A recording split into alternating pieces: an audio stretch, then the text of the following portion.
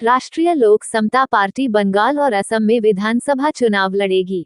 आज पटना में आयोजित संवाददाता सम्मेलन में पार्टी के राष्ट्रीय महासचिव व प्रवक्ता फजल इमाम मल्लिक ने कहा कि बंगाल और असम में प्रदेश इकाई का पुनर्गठन किया है।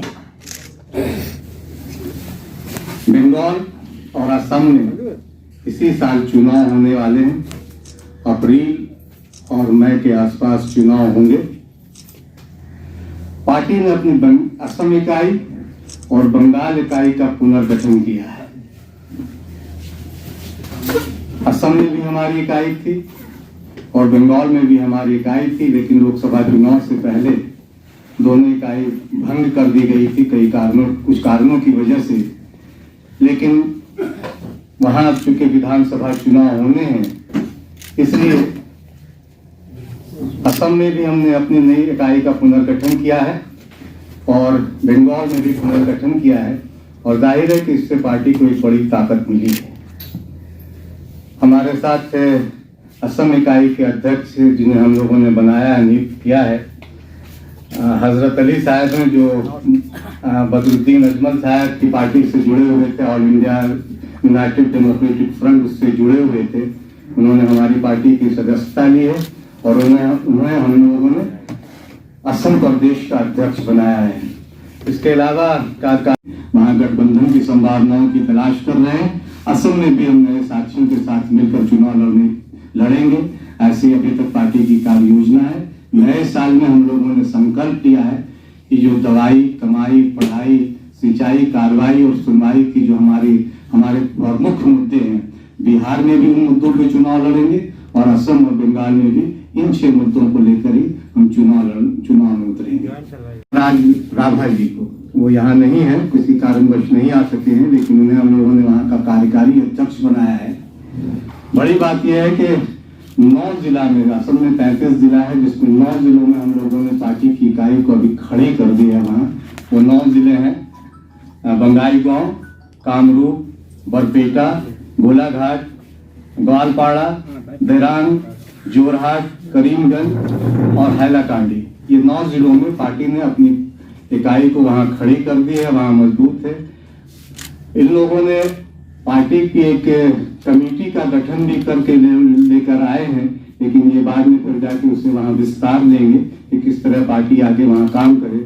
लेकिन ये तय है कि राष्ट्रीय लोक समता पार्टी बंगाल में भी और असम में की विधानसभा चुनाव में भी वहां हिस्सा लेगी। कितनी सीटों पर हम चुनाव लड़ेंगे फिलहाल अभी हमने तय नहीं किया है, लेकिन चुनाव हम वहां लड़ने जा रहे हैं। मैं असम से आया हूँ। मेरा नाम हजरत अली रिटायर आर्मी में था। इससे पहले मैं अपना असम का जो AOIDF all India democratic front, उसमें डिस्ट्रिक्ट का जो हमारा समष्टि था, उसमें उसका मैं प्रेसिडेंट था।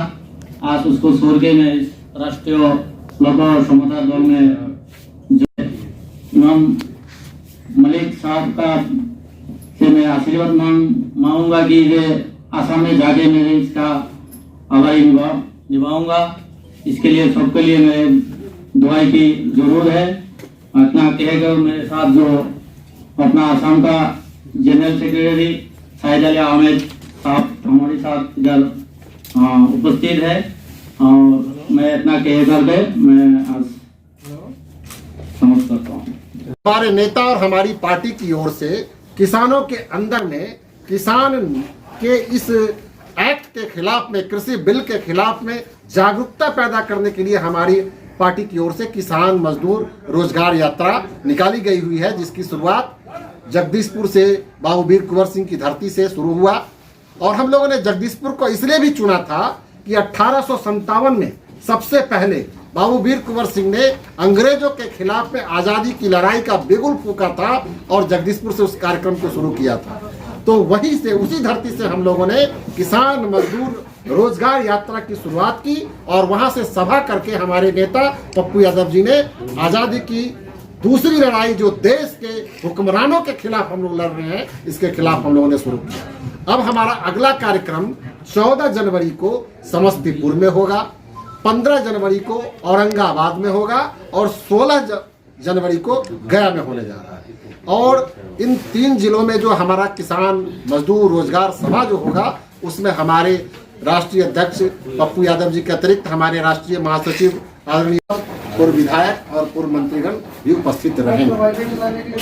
साथ ही साथ मैं ये कहना चाहूँगा कि हमारे पार्टी के भी विभिन्न प्रकोष्ठ अध्यक्ष हैं, जैसे छात्र के प्रकोष्ठ अध्यक्ष, युवा, किसान, सहकारिता, सांस्कृतिक, इस सब प्रकोष्ठों के भी कमेटी के लोग अलग अलग संगठन की बैठक करके हमारे ओर से उसको रिवाइज किया जाएगा और किसानों के मुद्दे को लेकर के, छात्र नौजवानों के मुद्दों को लेकर के, रोजगार के सवाल को लेकर के बिहार में हम लोग जन जागृति पैदा करेंगे और ये कार्यक्रम हम लोग का अनवरत रूप से चलता है। धन्यवाद।